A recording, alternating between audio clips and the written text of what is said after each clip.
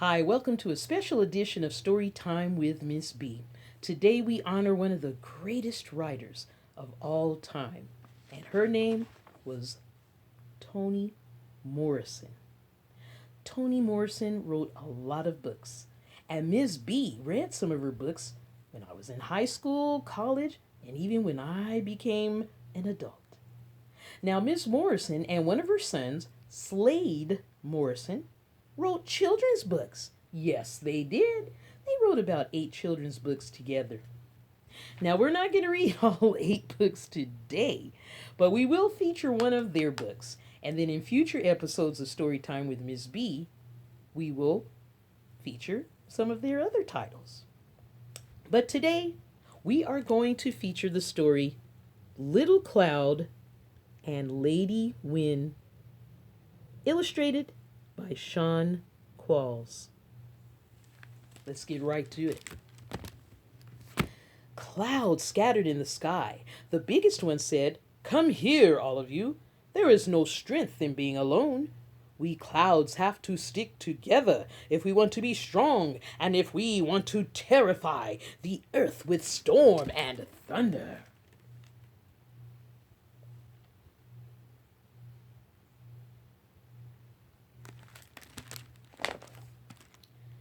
The clouds gathered together, all but one.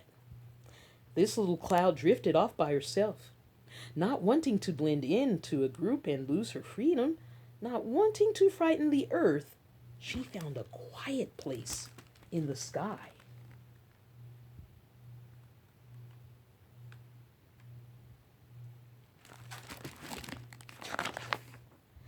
Nice as it was in her home in the sky, Little Cloud was lonely.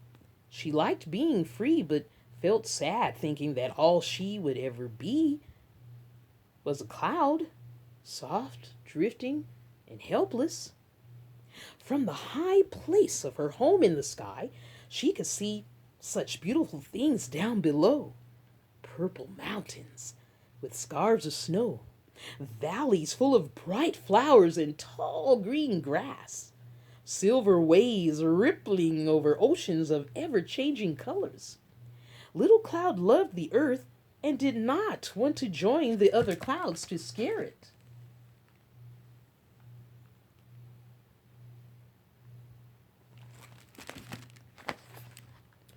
"If I could only walk," she said, "or lie down, or swim.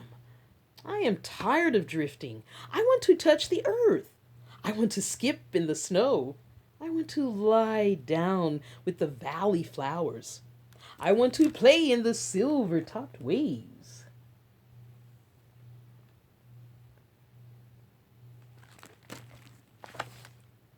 Night came, and the little cloud fell asleep, dreaming of what it must be like to live and play on the earth.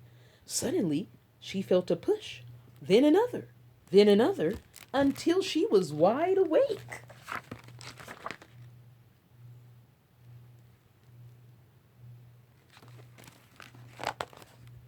"Who are you?" she asked. "I am Lady Wind. I have seen your dream. Come with me, and I can help you."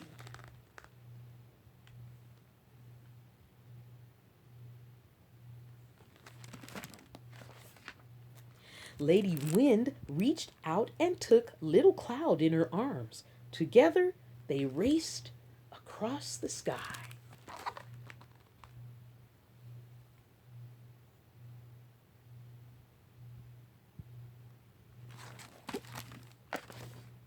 Suddenly, a huge mass of dark clouds appeared, followed by a loud crack of thunder.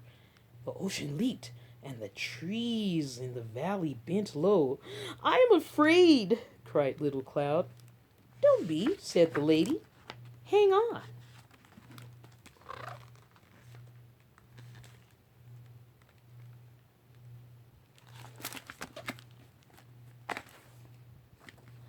All night they flew, chased by the thunderclouds. They dodged knives of lightning, bumped into mountain tops poking through the dark, jumped over ocean waves, reaching up to grab them. Little Cloud held on tight and tucked her head as best she could into Lady Wind's dress.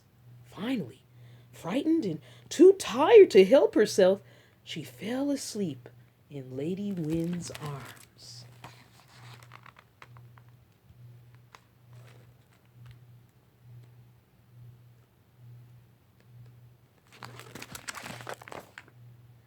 It was morning when Lady Wind woke Little Cloud. "Look," she said. "Look down." Little Cloud looked and saw tiny pearls falling from her clothes. "What is that?" she asked. "We call it dew," said Lady Wind. Little Cloud looked again and saw a necklace of many colors stretching from her place in the sky to the valley.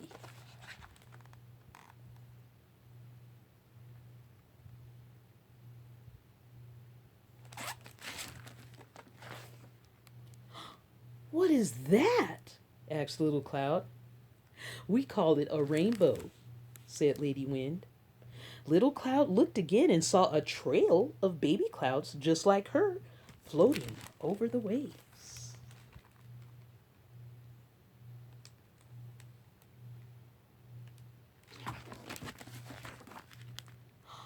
"What is that?" she asked. "We call it mist," said Lady Wind.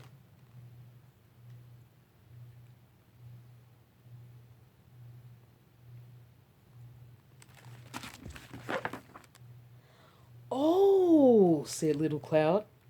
"Now I see. I can be me and part of something too. I am dew, touching the earth."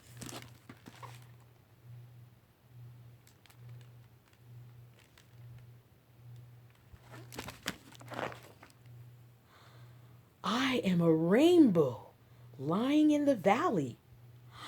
I am mist playing over the ocean. Thank you, Lady Wind."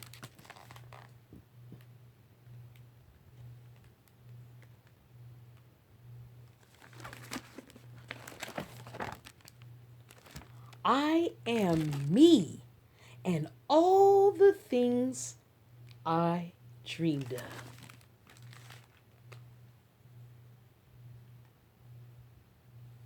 The end. Now, wasn't that a wonderful story? It was. So let's give yourselves a round of applause.